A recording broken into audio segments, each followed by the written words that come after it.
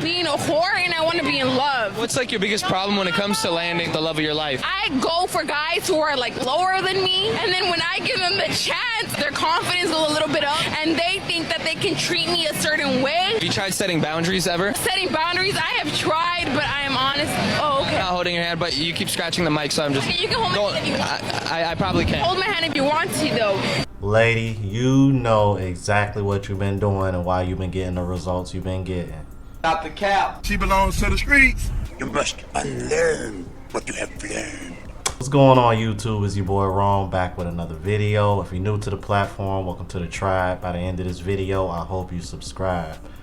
I wanted to play this first because this is crazy, man. You literally got women out here who are openly admitting that they had a 304 phase, that they've been ran through, and now they want somebody to work for what they just been giving away for free. How dare you?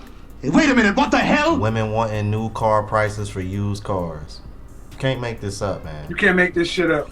I'm gonna go ahead and play a clip by Olivia Alexa. I'm pretty sure some of y'all are familiar with her, and she's gonna be going over why you need to stay away from these women with these 304 phases. Let's keep it moving. Hi guys. Every single time a new man enters into a woman, she becomes less emotionally available.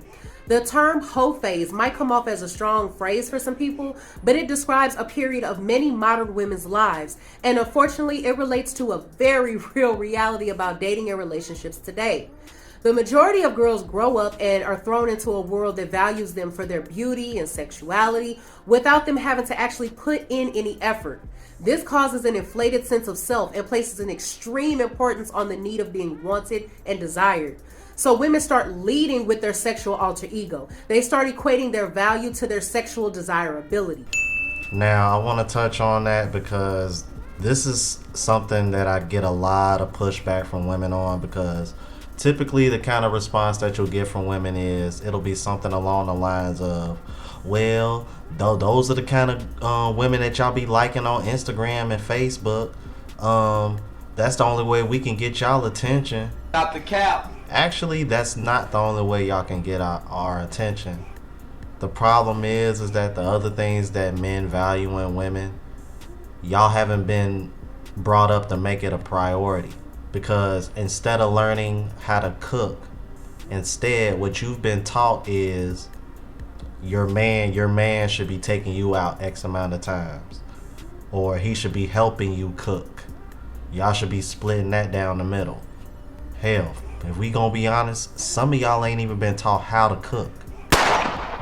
It's the reason why you got Lizzo size women that are a 2 at best over here asking for a man that can cook and clean. Get the French toast out of here. Yeah, let's keep it moving. Just a few decades ago, girls would use their innate maternal and wifely skills when getting a quality man to commit to them.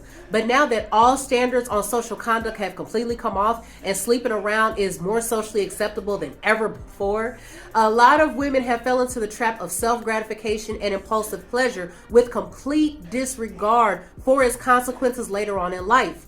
Sleeping around for women in their youth is way too easy, and it's hard to respect something that comes too easy. Even from a biological and evolutionary standpoint, a life of sexual escapades with multiple men without any kind of emotional involvement is the antithesis of the female mating strategy. In other words, a woman sleeping around goes against natural law. Scarcity creates value, and girls are depleting their value by making themselves too easily available to men. They don't realize what's waiting for them at the end of an exciting 10 years or so. They're met with a ruined reputation and a slaughtered self-image. All of their encounters with men has led them to believe that all men want is one thing and that all men are the same, because her perception of men is now extremely skewed. For men who... She is 100% right on that. And this is one of the things that you hear Myron preaching all the time on Fresh and Fit. You can't get mad at men objectifying you if you objectify yourself. There's a reason why men treat women differently based on how they carry themselves. Because I can guarantee you this, a woman that's highly attractive but covers herself up, she's gonna get a completely different kind of respect versus a woman who can have the same looks but but got everything showing and doesn't really leave much to the imagination. And this is something that women don't understand about men, because this is just how we operate. You know what I mean? Like, this is like, we're just wired this way. And it's kind of like what she said. The downfall of it is that by y'all embracing this, eventually it does get to a point where you find these women not taking any accountability, even though they're the ones that are getting ran through. And the first thing they want to do is point the finger at the man. But I'm thinking to myself, these men are only doing what you allow. Women control access to sex. That's the reason why y'all running up a high body count is repulsive to most men. Because like she said, when y'all are young, really regardless of age, as long as y'all keep yourselves up, but especially when y'all in y'all prime, it's easy for y'all to sleep around. That's why it's not respected. Let's keep it moving.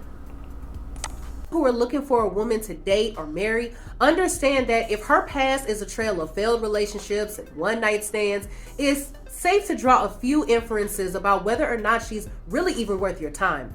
Women bond with the man they sleep with, and they develop an emotional connection, which is absolutely necessary from an evolutionary perspective.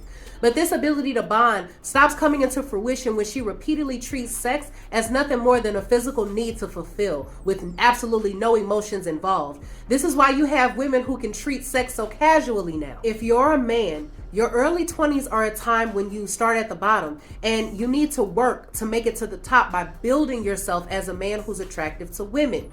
The last thing you should ever want to do on this journey is participate in the rampant hookup culture with women who don't look at you as anything more than an addition to their notch count. This is the advice I give to all men. Resist the temptation to try to have a whole phase of your own, because it will throw you off your tracks like nothing else. Find a woman who values you for yourself and build a lasting relationship on the strong foundation of trust and love. So until the next video, I'll see you guys later.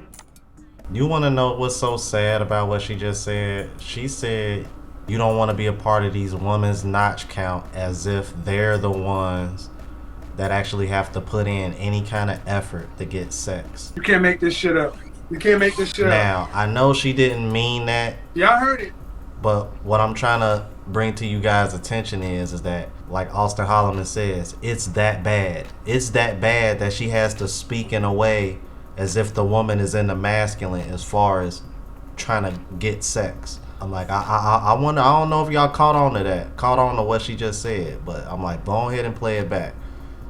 That's crazy. But I will say is, one thing I do agree with her on about that last part, fellas, if you are in your 20s, that is time to have your head down and grind it. Because let me tell you something. Most of the women that are in your age range, they ain't trying to settle down for real.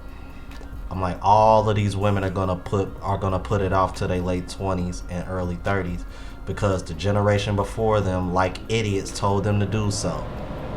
Meanwhile, the generation before them are 40 and 50 years old, single as French toast, and competing for the same men essentially.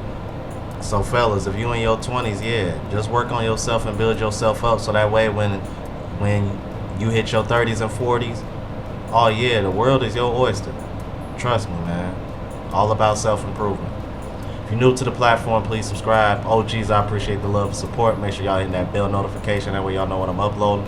Hit the like button because it helps with the algorithm. It helps me reach a broader audience. Also look out for the traveling vlog, Unplugged Traveler. Link is in the description and pinned in the comments. Until the next video, y'all, deuces.